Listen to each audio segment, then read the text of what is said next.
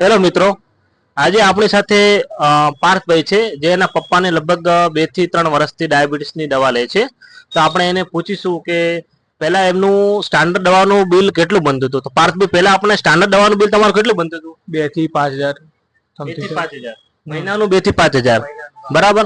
તો હવે તમારું જનરિક જે દવા તમે લો છો એ તમારું મહિનાનું કેટલું બિલ બને છે?